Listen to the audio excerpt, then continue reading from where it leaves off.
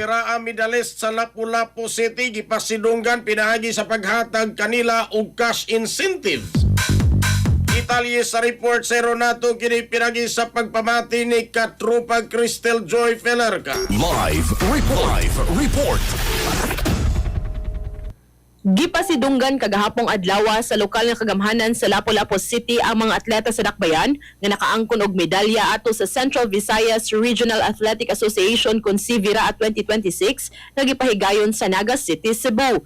Ang mga gold medalist nakadawat og tag 5,000 pesos, 3,000 pesos sa silver medalist ug tag 1,000 ka pesos sa mga bronze medalist. Moabot sa 677,000 pesos ang naapod-apod sa syudad ngadto sa mga atleta. Samtang gipahigayon usab kagahapong adlaw ang send-off ceremony sa 26 ka mga atleta nga mosalmot sa palarong pambansa sa Agusan del Sur karong Mayo 24 ngadto sa 31. Sila mosalmot sa sports nga arnis, volleyball, athletics, table tennis, archery, basketball ug boxing.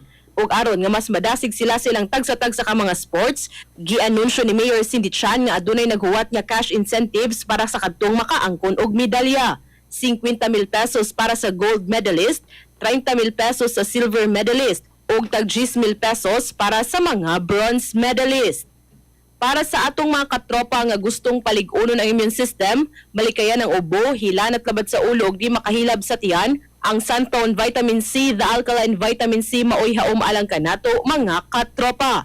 Alang sa nagkaiusang Pilipino para sa Pilipinas, kininyong katropa Crystal Joy Felerca, XFM News.